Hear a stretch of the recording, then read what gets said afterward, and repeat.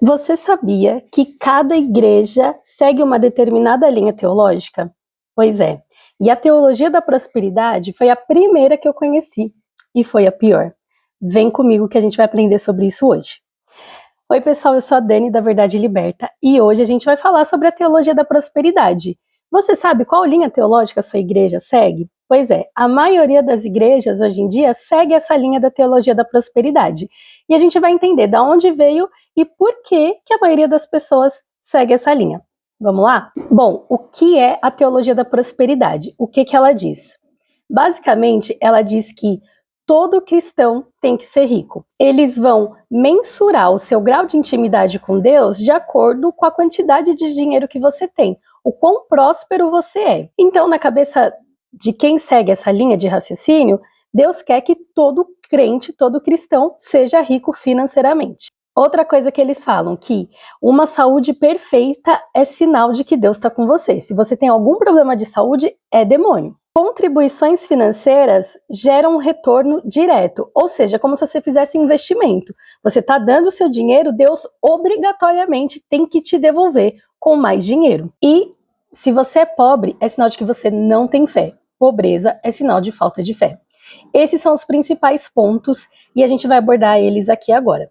A primeira coisa que a gente precisa saber é que isso não é uma coisa que vem de antigamente, não é da igreja primitiva. A igreja primitiva nem sabia o que era a teologia da prosperidade, tanto que, quando a gente vê lá em Atos, eles falam sobre repartir. Quem tem mais, reparte com quem não tem. Não tem nada de tipo, eu quero mais e mais para mim, e eu tenho que ajudar para ter mais e mais e mais. Não tem nada disso. Isso veio acontecer lá no século XIX e XX nos Estados Unidos. Teve um boom de programas televisivos de missionários que falavam na TV. E aí isso começou a ser muito divulgado. E teve muita influência de um movimento filosófico que falava sobre o pensamento, que o pensamento vai criar a sua realidade. E aí eles pegaram esse movimento filosófico, juntaram com o que eles já queriam e apareceu a teologia da prosperidade. E isso influenciou muitos pregadores cristãos.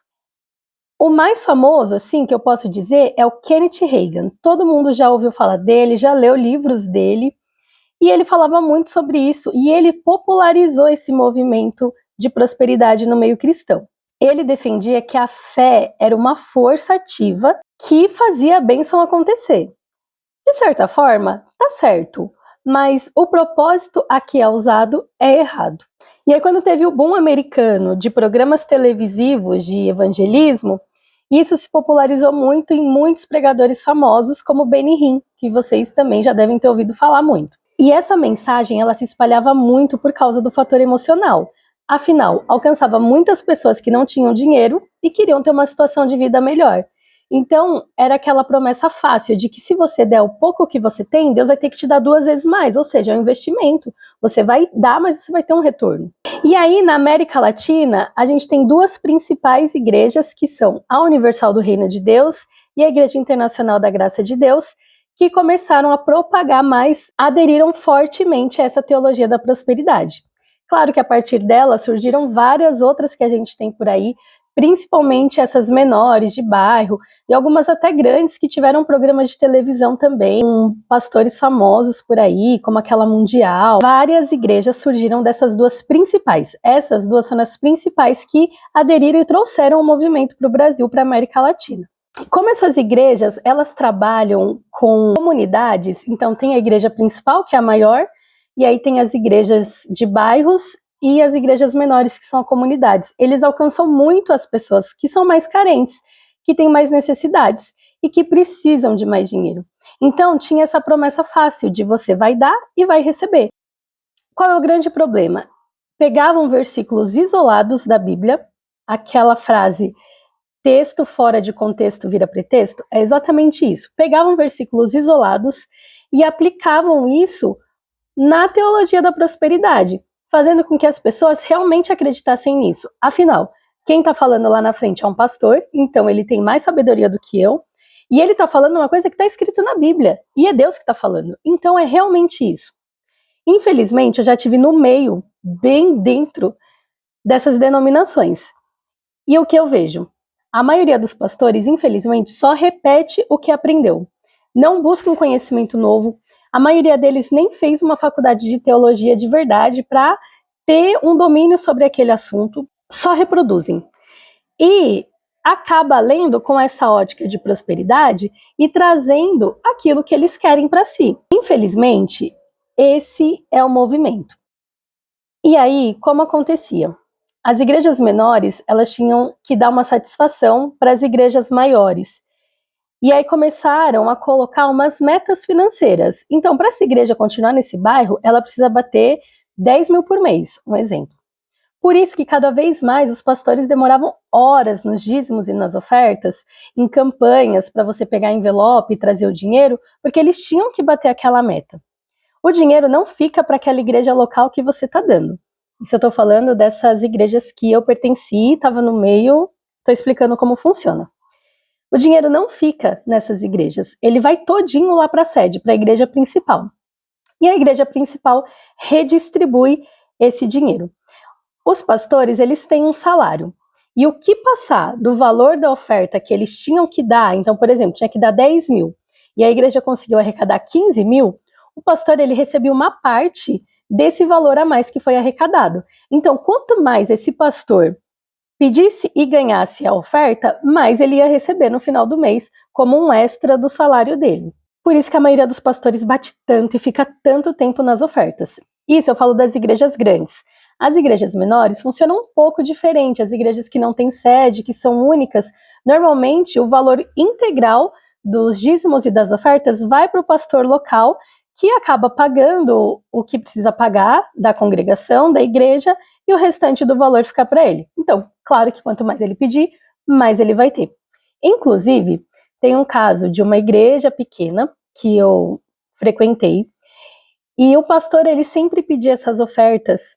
E uma vez na reunião de obreiros, ele comentou que precisava de tanto para pagar a conta de luz só com os obreiros. E que eles iam arrecadar o valor ali na hora para os obreiros ajudarem na oferta e tal. Nisso, um irmão levantou a mão e falou assim: mas pastor, peraí, eu já paguei a conta de luz e eu entreguei o comprovante para o senhor. Eu sei que foi o maior rolo, porque o pastor não queria que esse irmão falasse que já tinha pago a conta de luz. Não sei se ele esqueceu que o irmão estava ali, mas ele queria o dinheiro. Enfim, e não era para pagar a conta de luz que já estava paga. E o irmão viu que já estava pago, o pastor estava pedindo. Eu sei que deu um rolo, que acabou que esse irmão saiu da igreja, e é claro que o pastor inventa umas histórias para falar que o irmão estava errado e não sei o quê, e as pessoas continuam cegamente seguindo o pastor, dando dinheiro e dando oferta. Se você acompanha o canal aqui, você sabe que tem um vídeo que eu explico sobre os dízimos. Os dízimos são uma prática bíblica, mas não é uma prática cristã. Jesus nunca pediu dízimo. Por quê? Porque os dízimos eram para os levitas. Jesus não era da tribo de Levi. Ele não podia ficar com dízimos e nem pedir dízimos. Pastores não podem pedir dízimos e nem ficar com dízimos. Os dízimos, eles tinham um propósito específico para os levitas, que não tiveram direito à herança de terra das 12 tribos. E, mesmo assim, quando eles recebiam essa porcentagem do valor da colheita, de tudo que as outras tribos arrecadaram, eles tinham a obrigação de ajudar os pobres, os órfãos e as viúvas. O que acontece muitas vezes é que os pastores das igrejas enfatizam o dízimo e falam que se você não der, vai vir o devorador e vai tirar tudo que é seu. Eles agem com um medo psicológico. Você já tem pouco. E aí, eles falam que você tem que investir no reino, você tem que dar para receber mais. E mais, se você não der, até o que você tem vai ser tirado. Olha, isso é apavorante mesmo. Principalmente se você tem pouco e já tem essa mentalidade de escassez, com certeza você vai preferir dar para receber do que não dar e ainda perder o que você tem. Isso é horrível. Não culpo a maioria dos pastores, porque, como eu falei, a maioria deles só repete o que foi aprendido, o que foi ensinado. Mas a verdade liberta.